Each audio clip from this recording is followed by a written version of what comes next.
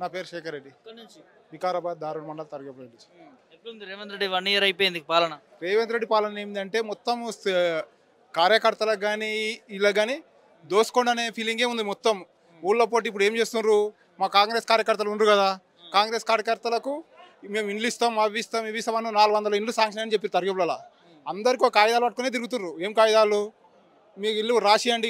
ఇంతకుముందు ఫస్ట్ అధికారంలోకి రాకముందు ఏదైతే హామీలు ఇచ్చిండ్రో ఇప్పుడు కొత్త స్కీమ్ పెట్టిన మళ్ళీ ఇండ్లు కానీ అవి కానీ ఇప్పుడు మా ఊరికి తరగపులకు 450 ఇండ్లు వచ్చినాయని చెప్పారు. అందరికీ ఇస్తారు.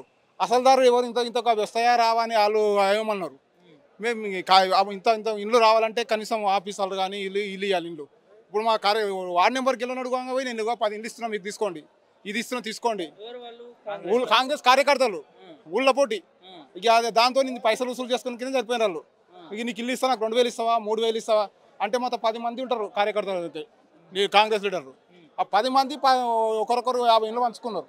ఈ గల్లీకి నువ్వు రావద్దు, ఈ గల్లీకి నేను రావద్దు, ఇక్కడ నేను ఉండొద్దు, అక్కడ నువ్వు ఉండొద్దు, ఈ గల్లీ వరకు నేనే వసూలు చేసుకుంటా, ఈ గల్లీ వరకు నేను వసూలు అదే పరిస్థితి. కానీ వేరే ఏం లేవు ఇంతవరకు.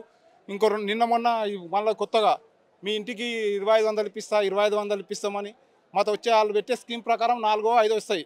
గవర్నమెంట్ రూల్స్ ప్రకారం మనకు తెలిసిన కాదు, మేము చూసినాం. కాకపోతే ప్రతి ఇంటికి వచ్చి చెప్తున్నారు వాళ్ళు ఒకటే, మేము మీ ఇంట్లోకి పెళ్ళి అయింది కదా, మీకు 2500 రేపటి వస్తాయి, ఎలక్షన్ ఎంపీటీసీ ఎలక్షన్ అయిపోతేనే సర్పంచ్ ఎలక్షన్ అయిపోతేనే వస్తాయని చెప్పడమే సరిపోతుంది.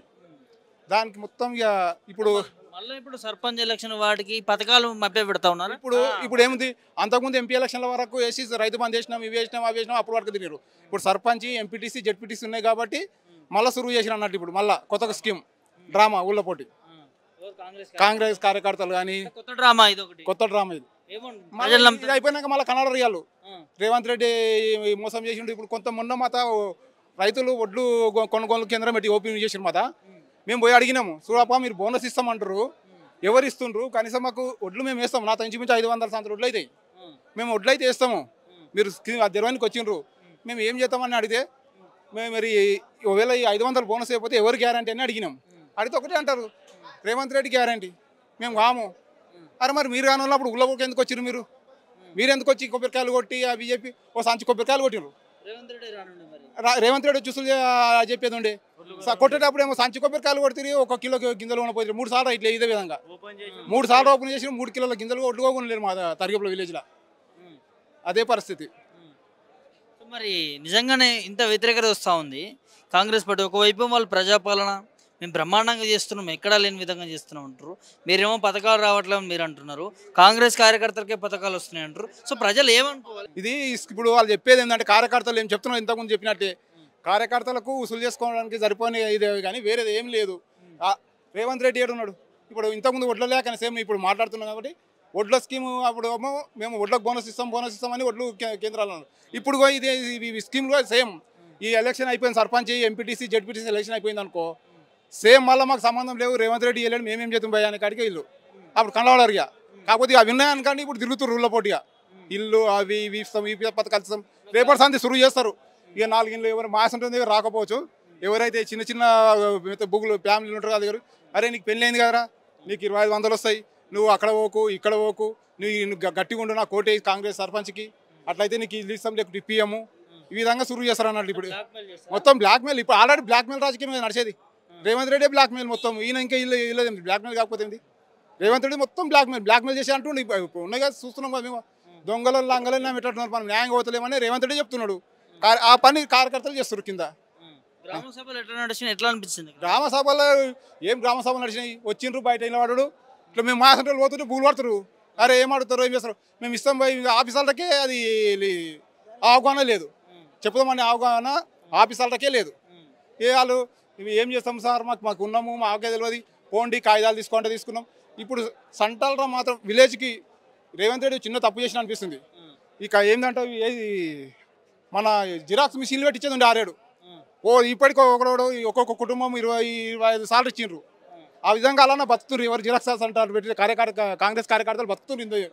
అది చెప్పలేరేమో మరి. అరే ఆడ గల్లిగల్కి పెట్టుకుని రాబోయి మీరు జిరాక్స్ అంటారు, మన ఫామ్లు అది స్కీమ్ చేస్తాం ఈ స్కీమ్ చేస్తామని. ఇక ఎప్పుడంటే అప్పుడు అప్లై చేసుకుంటే కదా, ఇలా వచ్చిందంటే కాగితం ఇసుకురా అనుడే. రేపు పోవాలంటే నువ్వు జిరాక్స్ పోయి చెప్పు అంటే ఇక అదే పరిస్థితి ఉంది మొత్తం. అంతే వాళ్ళు కాంగ్రెస్ కార్యకర్తలకు ఇద్దరు ముగ్గురికి స్కీమ్ అన్న ఉపాయం అవుతుందేమో అనిపిస్తుంది. ఆ విధంగా పెట్టుకునేది నేను అనిపిస్తుంది. సర్వే అన్న మంచిగా చేసిరా మరి ఊర్లలో? ఏడ చేసిండ్రు వాళ్ళు, టీచర్లు వచ్చిండ్రు, ఎక్కడ చేసిర్రు, ఏం చేసిరు, ఓడి ఎవడో ఫోన్లో చెప్పింది వాళ్ళు రాసుకున్నాడు పోకడ.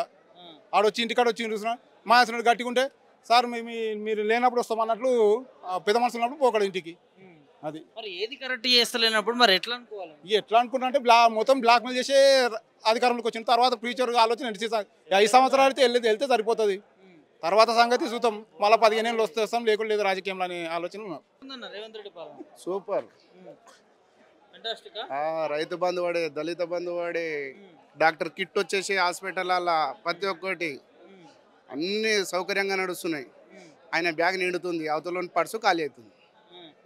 అంతే. అన్ని ఎంట సొంత కొడంగల్కి ఏం సర్వీస్ చేయలేకపోతుండు ఆయన. అంత ఏం చేస్తాడు? నేను మీ బిడ్డని మాట్లాడుతూ ఉంటాను. ఎవరు బిడ్డ? వాళ్ళ అమ్మ బిడ్డ, వాళ్ళ నాయన బిడ్డ. హైడ్రా వచ్చి చూడలే, హైదరాబాద్ మొత్తం చూస్తుంది హైడ్రా వచ్చి. ఇప్పుడు సంగారెడ్డి తెచ్చిండు, ఇప్పుడు కొన్ని రోజులు అయితే విలేజ్లలో తెస్తాడు. ప్రతి ఒక్క నిర్ణయం ఆయన అనుకునే అన్ని తెస్తుండు. అంతే. కొడంగల్ బిడ్డని నేను ఎక్కువ అభివృద్ధి చేసుకుందాం, ముఖ్యమంత్రి నేనే ఆయన అని మాట్లాడింది చాలా వరకు. మాట్లాడిండు. ఆయన మాటలు ఒక్కటి ఏదైనా ఒప్పందం ఉందా? 400 మాటలు గ్యారంటీ ఇచ్చిండు. లేడీస్కి బస్ ఒక్కటి ఫ్రీ పెట్టి నిర్ణయం తీసుకుండు. తర్వాత ఏది లేదు, అంతా డూబే. ఏది చెప్పినా డూబే. ఏదైనా సక్రంగా ఇది చేసినా ఇది అది అన్న మొన్న టంగు అన్నాడు, టకీ టకీ మనే. ఏమా ఏడికి వచ్చే టకీ టకీ? ఏ టకీ లేదు. ఎవరు టకీ అన్నది? తన అనుకున్న మనుషులకు, తన గ్రామ పంచాయతీల, దాని మున్సిపాలిటీల, దాని వాళ్ళ అనుకున్న మనుషులకు టకీ టకీ అన్నాయి. అందులో 50 మంది పెడితే 10 మందికి టకీ అన్నాయి. ఆ టకీ నడుస్తుంది. ఇటు ఏది లేదు. రేవంత్ రెడ్డి గురించి చెప్పడమే నాకు ఇష్టం లేదు. అంతే. తెలంగాణలో అంబేద్కర్ బొమ్మ పెట్టి విగ్రహం పెట్టి కేసీఆర్ గారు ఎన్ని రోజుల, ఎన్ని సంవత్సరాల ఒక్కసారి అన్న అంబేద్కర్ దగ్గరికి వెళ్ళిండా? ఏదైనా చెప్పిండా? ఏదైనా మాట్లాడిండా? పూల దండేసిండా? ఏది చేయలే. అన్ని దళితులకు చేస్తా అన్నాడు. ఏం చేస్తుండు? ఒక విగ్రహం దగ్గరికి వెళ్ళలేకపోతుండు. ఏం చేస్తుండు? పక్కకుంది, డైలీ వస్తుంటాడు, 24 గంటలు అసెంబ్లీలో వస్తుండు.